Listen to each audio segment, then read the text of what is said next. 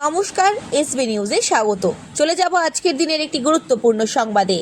আবাস যোজনার বঞ্চিত বৃদ্ধার বাড়িতে পৌঁছলেন বিধায়ক ডক্টর শঙ্কর গুচ্ছাইত।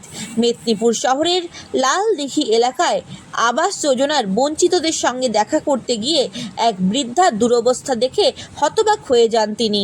নবনির্বাচিত বিধায়ক ডক্টর শঙ্কর গুচ্ছাইত আশা চৌবে নামে প্রায় 70 বছর বয়সী এই বৃদ্ধার অভিযোগ, টাকা দিতে না পারায় তিনি আবাস যোজনার ঘর পাননি। দীর্ঘদিন ভাঙাচোরা ও অস্বাস্থ্যকর পরিবেশে জীবন কাটাতে হচ্ছে তাকে। বৃদ্ধার বক্তব্য শোনার পর দ্রুত ব্যবস্থা নেওয়ার আশ্বাস দেন বিধায়ক। তিনি জানান, সরকারি নিয়ম মেনে যত দ্রুত সম্ভব তাকে আবাস যোজনার ঘর পাইয়ে দেওয়া হবে। এলাকার বাড়ি বাড়ি গিয়ে সাধারণ মানুষের অভিযোগ শোনার কর্মসূচিও শুরু করেন তিনি। দিঘিতে এলাম 182 নম্বর বুথ, এবং এখানে মানুষরা খুব কষ্টে থাকেন। কোনো উন্নয়নের ছবি এখানে নেই, রাস্তা নেই, জল নেই, বাড়ি নেই, শৌচালয় নেই। যে রাস্তা দাঁড়িয়েছেন সে রাস্তাটাও হয়নি। সেই জন্য আমাদের উন্নয়নই একমাত্র লক্ষ্য।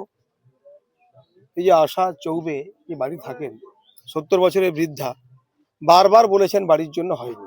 তাই আমি প্রত্যেকটা বাড়িতে গিয়ে ডায়েরি কলমে সব লিপিবদ্ধ করছি, এবং যাদের যাদের বাড়ি হয়নি, জল পায়নি, রাস্তা হয়নি, সেগুলো নোট ডাউন করে বিধায়কের পক্ষ থেকে আমরা সেগুলো সমাধান করব। একদম প্রতিশ্রুতি নয়, অঙ্গীকার করছি, করবই। সেই জন্য বাড়ি বাড়ি গিয়ে দেখা এবং নোট ডাউন করে সেগুলো আমরা যেখানে দেওয়ার ডিএমকে দিয়ে, এসডিওকে দিয়ে আমরা সেই কাজগুলো করাবো। চিত্র খুবই খারাপ। মানুষ যেভাবে বসবাস করেন দেখছেন তো আপনাদের ছবিতে, থাকা যায় না।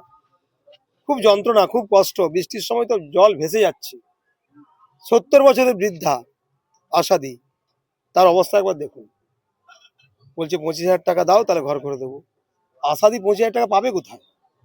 এরকম এরকম আশাদির মতো অনেক আশাদি আছে আমার বিধানসভায়, যাদের পক্ষে 25,000 টাকা দেওয়া সম্ভব নয়। তাই বিজেপির অঙ্গীকার 1 টাকাও দিতে হবে না। বিজেপির 1 টাকা না দিয়েই বাড়ি করবে 100%। মোদিজির অঙ্গীকার। প্রত্যেকটা মানুষ যারা কষ্টে থাকেন তাদের সবার বাড়ি হবে, এটা নিশ্চিত থাকুন। আর কি দেখলেন? জল তো লাল জল পড়ছে। মানুষ, আমি কলে গেলাম একটা জায়গায়, লাল জল পড়ছে, সরু সরু জল পড়ছে। জলের খুব কষ্ট। কিন্তু জল জীবন মিশনের টাকা মেদিনীপুরে এসছে, কোটি কোটি টাকা এসছে। প্রত্যেকটা বাড়িতে পানীয় জলের ট্যাপ যাওয়ার কথা, সেই জল টাকাটাও খেয়ে নিয়েছে। সেই জন্য পানীয় জলের সমস্যা, এখানে রাস্তার সমস্যা, বাথরুমের সমস্যা, ঘরের সমস্যা, এগুলো জ্বলন্ত সমস্যা লালদিঘিতে। যেন লালদিঘির মানুষকে আমি আশ্বস্ত করছি, মেদিনীপুর বিধানসভা মানুষকে আশ্বস্ত করছি, আপনার বিধায়ক আপনার সঙ্গে আছে, কাজ করে দেখাবো। এটা 9 নম্বর ওয়ার্ডের 182 নম্বর বুথ। কি করবো, কিছু করার নাই। সবাইকে বলা হয়েছে করবো, দাঁড়াও 25,000 দাও তবে হবে। হয়নি। অনেক বহুত 4-5 বার গেছি, যেতে তখন বলছে যে হবে 25,000 দাও তবে হবে। ওই শাক পালা বিক্রি করে পেট চলে। নাই, আমার স্বামী আজ 10 বছর মারা গেছে।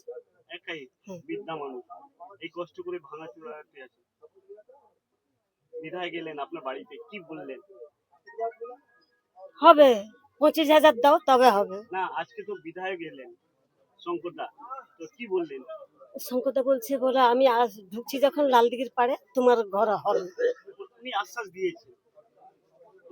হ্যাঁ, হবে। আপনার নাম? আমার নাম আশা চৌবে। এই এলাকাটার নাম লালদিঘির পূর্ব পাড়া।